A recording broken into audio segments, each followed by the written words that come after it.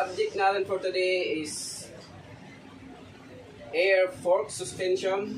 So, dahil na-confine ito dito, mayroon siyang sakit, may tumor, etc. Uoperahan po natin siya. So, samahan niyo po kami at ipapakita namin sa inyo kung paano po ito ginagawa.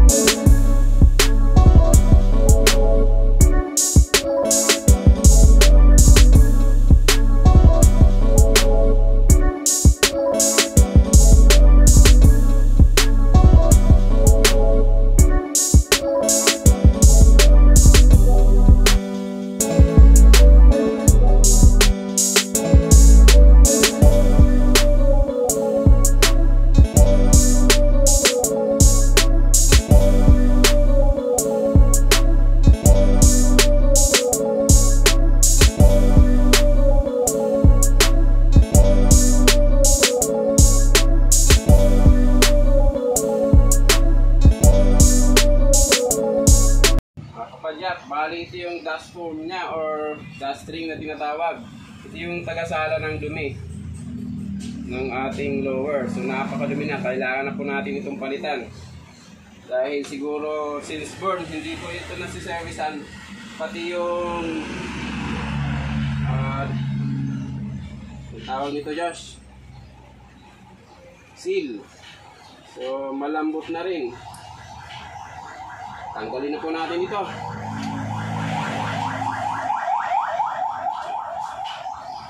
Mamit lang po kayo ng ganito, 20 mm na wrench. So, bilhin po natin ha. Sapinan lang po natin yung bahagi ng lower para hindi magasgas. So, and then force. Okay. Isa pa.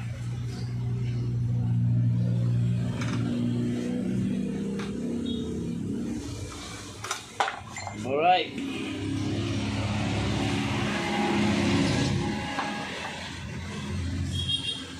So, lilinisin po natin ngayon ito.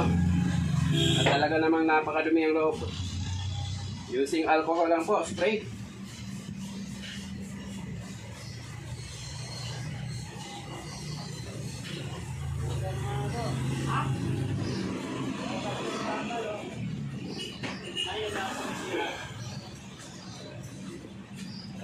Then, gamit po tayo ng mga tissue.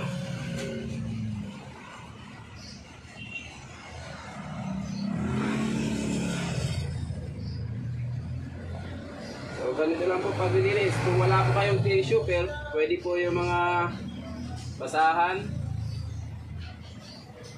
used cloth, or yung mga tinabas. So, fast forward na po natin to para madali.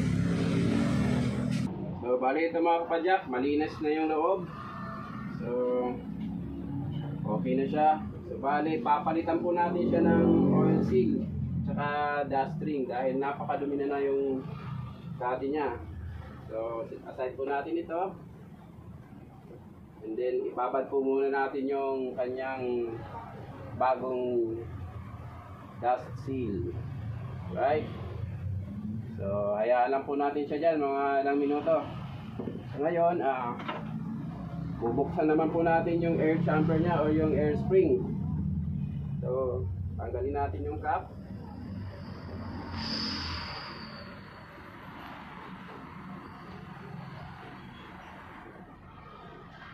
Lagay natin dito sa ating lalagyan. Tanggalin natin yung hangin. Okay. Tapan natin kasi minsan may mga oil na tumatalsik yan dito. Ooh.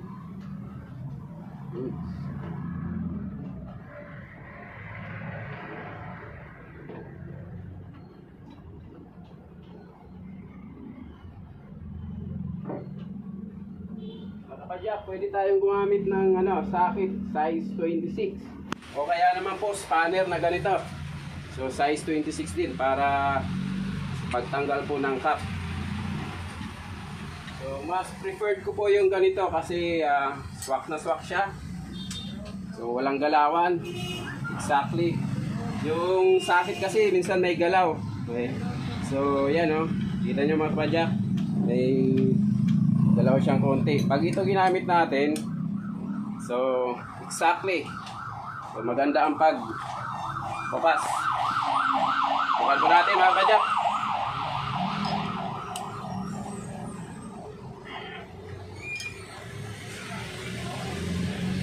So counterclockwise lang po mga kapadyak ang pagpihit ha. So tandaan po natin, kapag magbubukas po tayo ng mga bolt, kaya lahat ng may thread, so mostly counterclockwise lang po. Tandaan po natin yan mga kapadyak ha.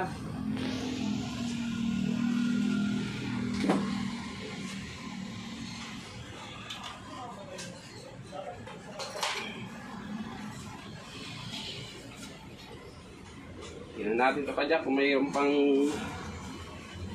tanggalin din natin yung lumang oil nya.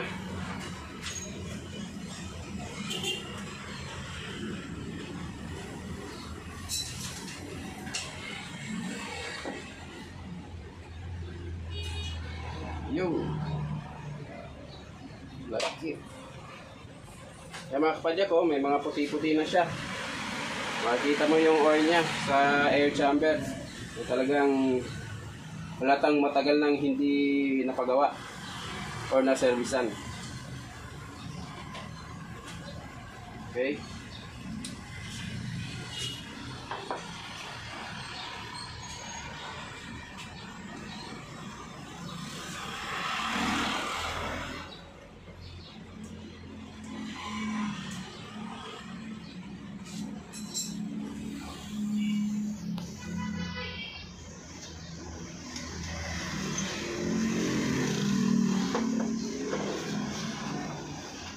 Ito mga kapadyak, sa pagtanggal po natin ito'y lock ring po ang nandito. Okay, punatan natin ang bahagya para makita.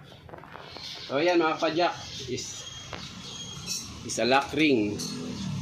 Okay, so susundutin lang po natin yan para matanggal. Using this one. At hanap tayo ng kaparehas nito para may pwersa.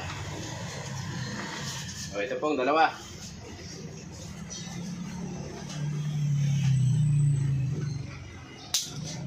Medyo habaan nyo lang po ang pasensya nyo pag kayo ay tatanggal ng isang lock ring kasi medyo mahirap ng konti. Ayan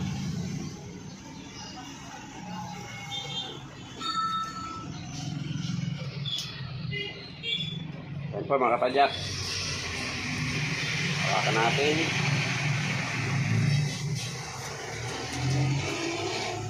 Okay. So tandaan din po natin yung side nito, yung may edge, yung medyo may matalas na portion, yung nakapasok po paloob. Set aside po natin to. Pwede na po natin hugutin to. Baba natin uli.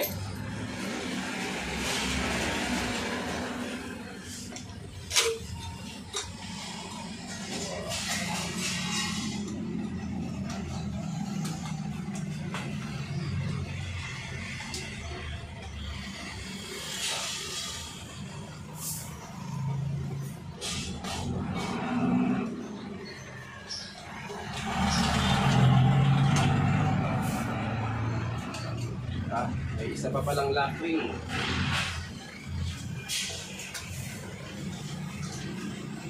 Dalawa. Bali ito mga kapadyak ha. Ito yung pangalawang lock ring nya. So natanggal na natin. Then baba lang natin ng bahagya. Yan. Side po natin. Lilinisan po natin yan.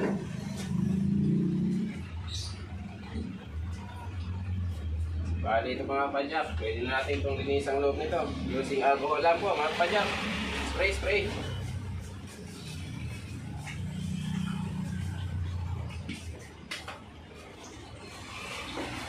Tissue.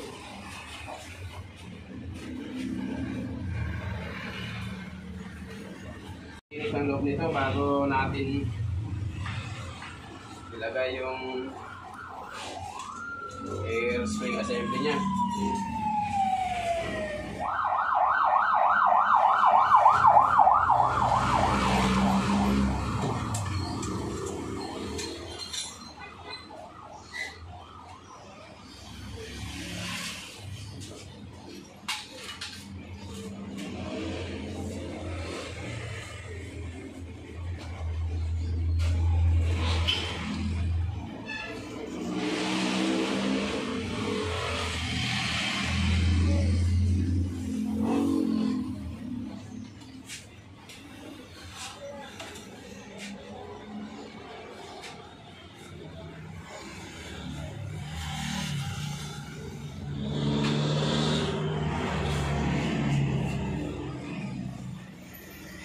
Ayan mga kapadyak, malinis ang loob niyan. So, mga kapadyak, bali ito yung sa air chamber niya. And then ito yung lockout damper. So, gawin natin is lilinisin lang po natin siya. And then tatanggalin natin yung mga rubber seal para linis na linis. Okay.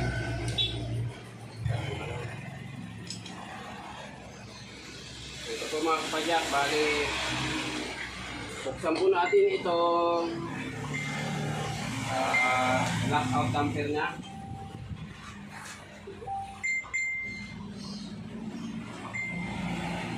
Bali dito nakasalala yung lock ng isang suspension.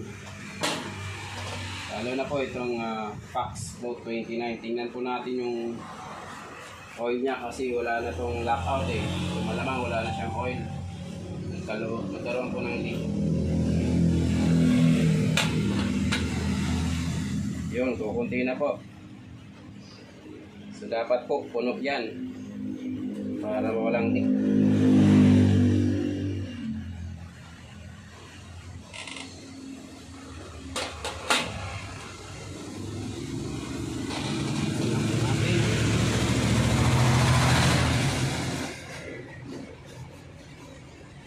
Kapadyak, lagi po natin pupunasan yung mga parts na tinatanggal natin para mapanatiling malinis.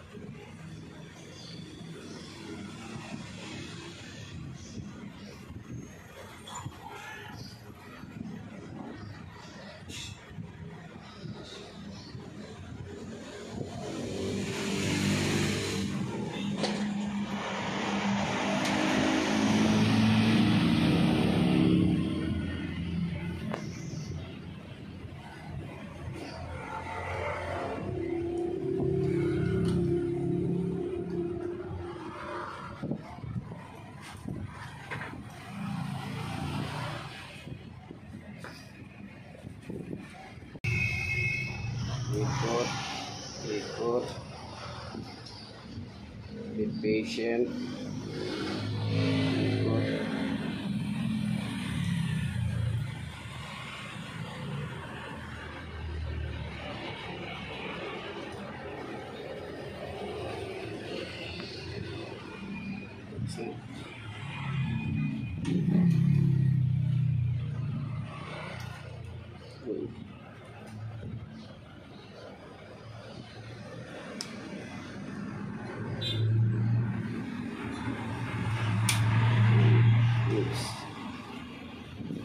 Ayan, okay na po mga kapadyak. Isaksak na natin yung lock ring. So, tibay na matibay na po yan.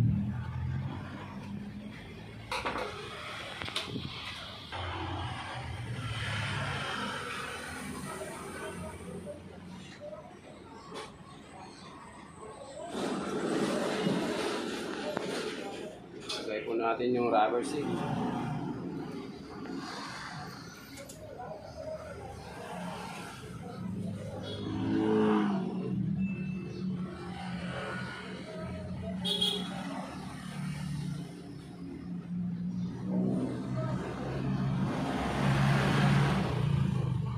Konting grease din po para sa thread.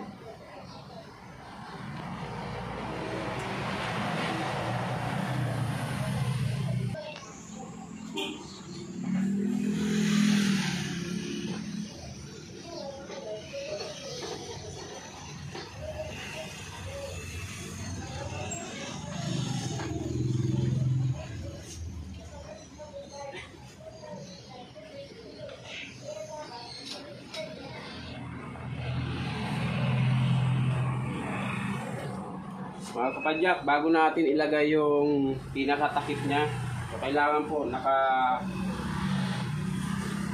tulak po natin yung pinaka-rod niya, yung ng air spring assembly, para wala pong matrap na hangin. So, lagay na po natin.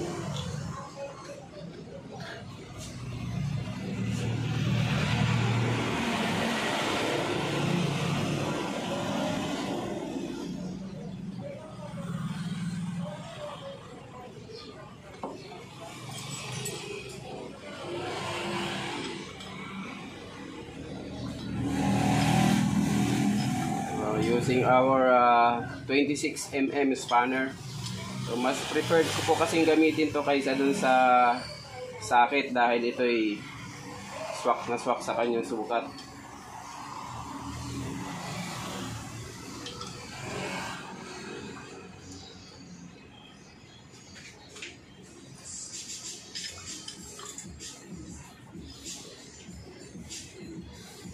Pag gagawa po kayo ng mayroong air leak, so linisin nyo lang po ng maayos and then lagyan nyo po ng magandang klaseng grasa. So yung grasa po yun yung nakakatulong para dun sa air leak nya.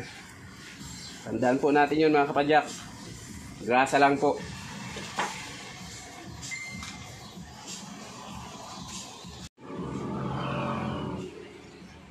Subukan po natin mga kapadyak kung successful yung ating pinagagawang kalokohan dito.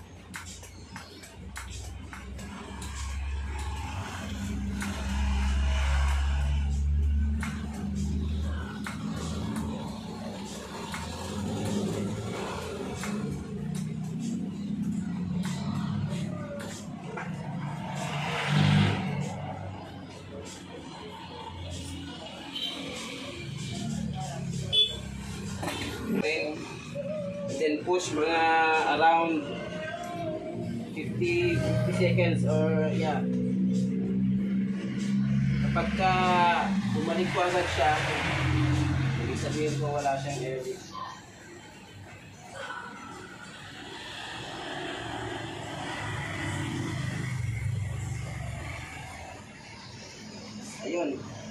Paul.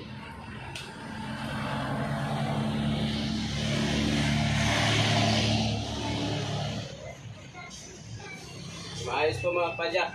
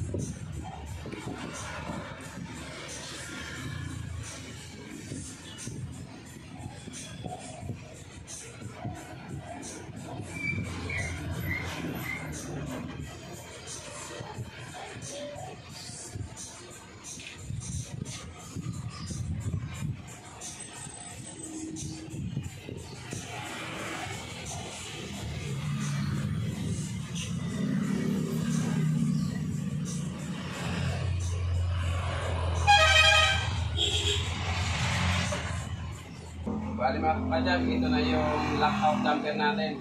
So yan, it's working 100%. Gagamitin po natin siya. So, inunan po natin please yung thread.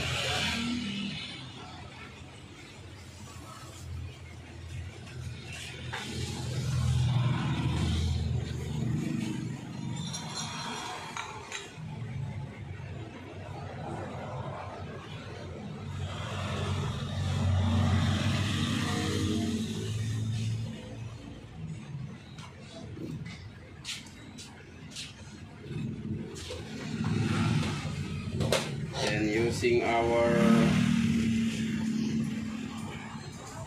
spanner number 26. Saan po natin?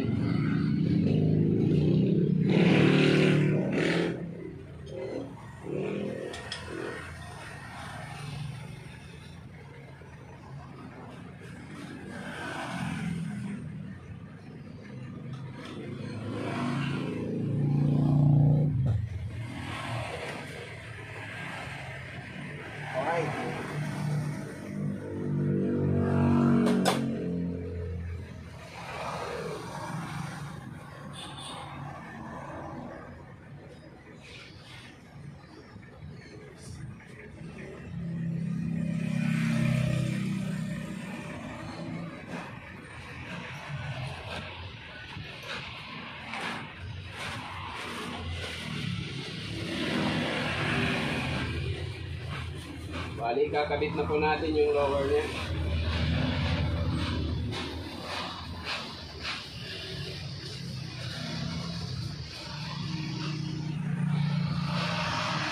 I-install na po natin, lalagay na po natin yung kanyang dust seal.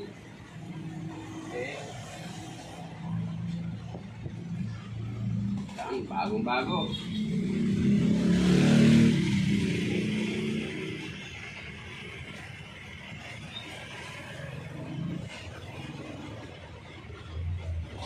At yung kanyang oil seal. So, lagyan po natin ng konting grease.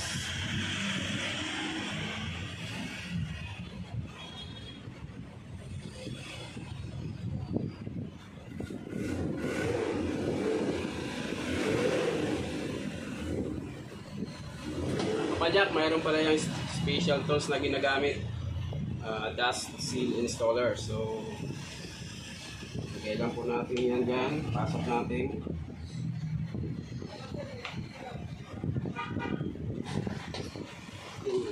Pukuin po natin yung hawakan ng ano.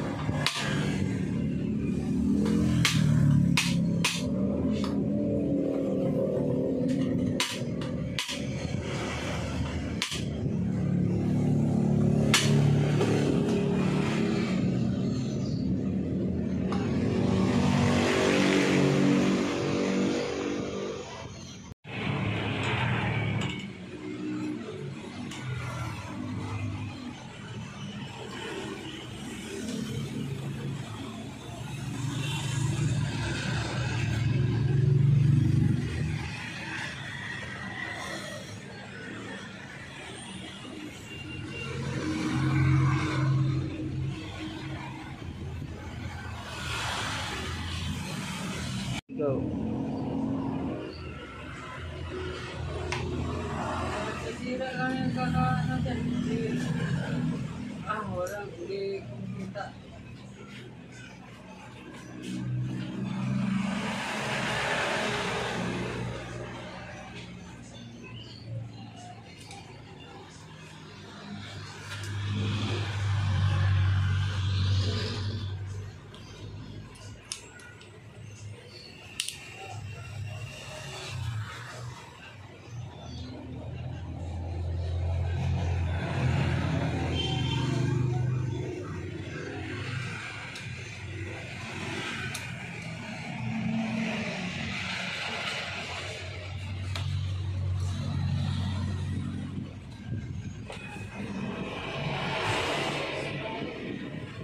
Mga kapadyak, lalagyan pa po natin siya ng oil sa loob, sa lower. So, bagyang aangat po natin ng konti para i-inject po natin yung syringe na may oil. Bali mga kapadyak, ready na yung oil para sa lower natin. So bali, i-check muna natin sa website ng Fox kung tama ba yung proportion na ikakabit natin. Silipin po natin ng sandali. Dito ka nyo. So bali, ang model po ng Fox na ginawa natin is yung code niya is 7 CBRL. So makikita po natin dito kung anong year model siya at kung ano pong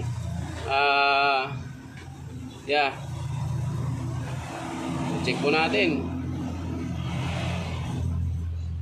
So bali yung model ng Fox is 2010 F100 Fit R remote lockout. So yung proportion ng oil po nito is 5 mm sa air chamber, which is nagawa na natin kanina, and then 20 mm for oil bath and spring oil damper. So lagyan na po natin.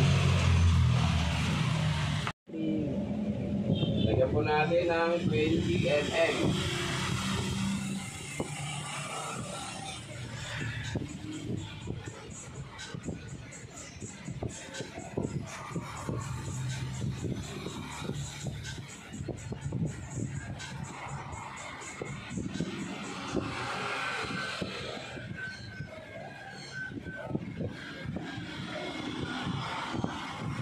Bali yung nilagay ko po dito is 40 mm na.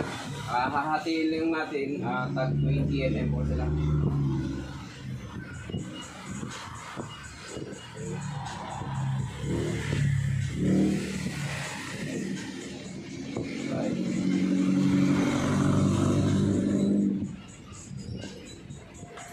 Saka po natin bulak.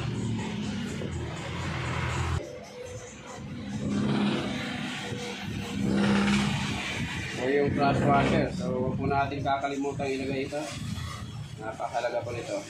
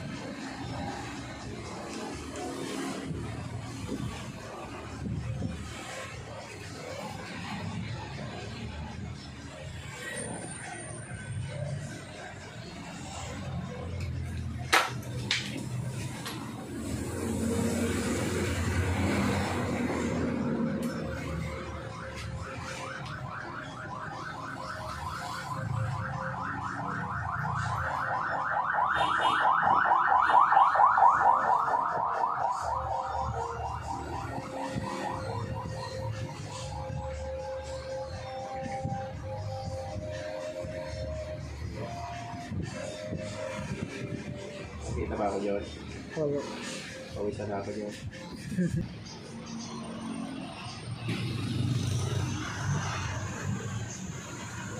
So, ito na ako kaming bahagi mga kapadyak. Inisan lang po natin ng maigi para mukhang bago. At talaga namang paano siyang bago. So, ready to hit big jump.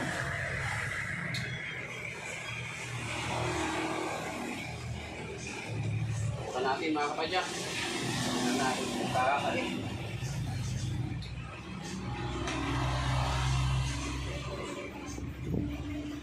Yun. Smooth.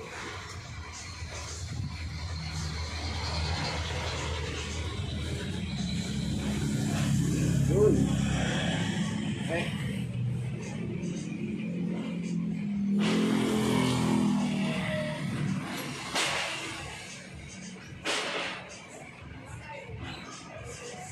So,